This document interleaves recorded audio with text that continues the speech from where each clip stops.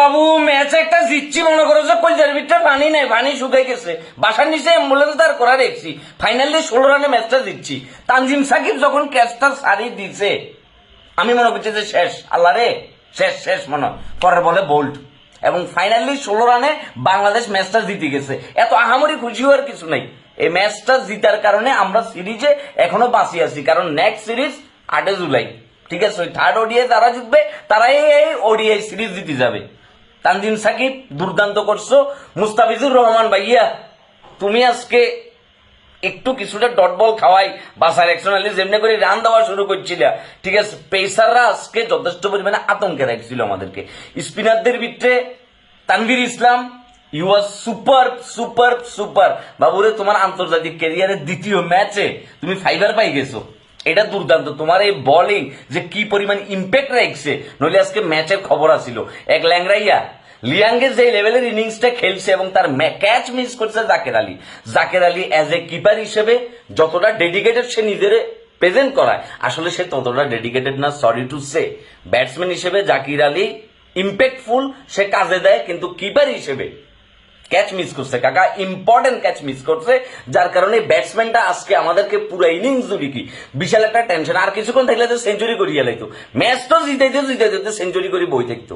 শামীম হোসেন পাটোয়ারি ব্যাটে খুব একটা বেশি ভালো করতে পারো না, কিন্তু বোলিং এ যথেষ্ট পরিমাণে ভালো করছো, আজকে একটা দারুণ প্রেশার রাখছো, ঠিক আছে? তুমি যে 6 বলার হিসেবে মনে করো যে মোটামুটি একটা ভালো একটা সুযোগ আমরা পাইছি, এটা আমাদের জন্য বিশাল বড় একটা টার্নিং পয়েন্ট।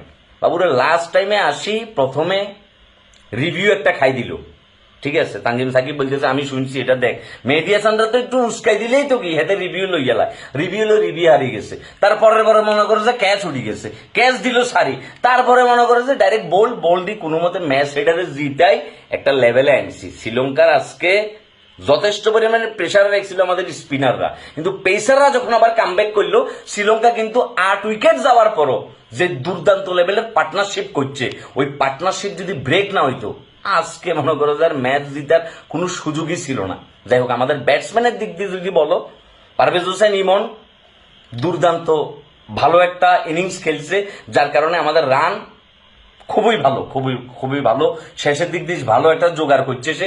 এবং জুনিয়র সাকিব যে ইনিংসটা খেলছে লাস্টের দিকে, তাহিদ হৃদয় আউট হওয়ার পরে সবাই আউট হয়ে যাবার পরে মুস্তাফিজুল সে যে একটা ইনিংস খেলছে, এই ইনিংসটা আমাদেরকে আগায় দিচ্ছে, এবং ম্যাচ উইনিং রানটা কিন্তু জুনিয়র সাকিব আনছে, 2 বলে 2 ছক্কা।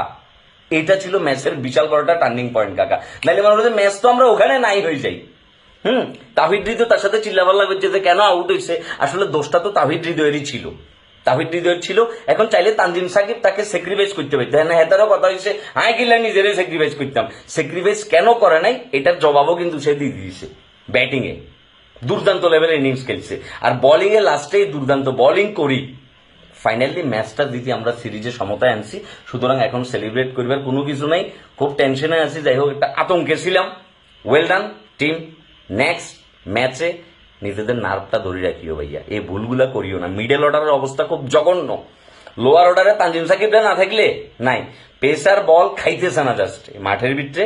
নেক্সট ম্যাচ তো আরেক স্টেডিয়ামে, সো বুঝি শুনি বাবুরে, ওইটা ফাইনাল ম্যাচ, কিন্তু ওইটা মাথায় রাখিও। যাই হোক, শুভরাত্রি। পিএসজি ভার্সেস বায়ার্ন মিউনিখের খেলা দেখার জন্য রেডিও, আর একটু কমেন্ট সেকশনে জানাই দাও রিয়াল মাদ্রিদের খেলা আছে, ফ্যানরা কোথায়, আওয়াজ দাও।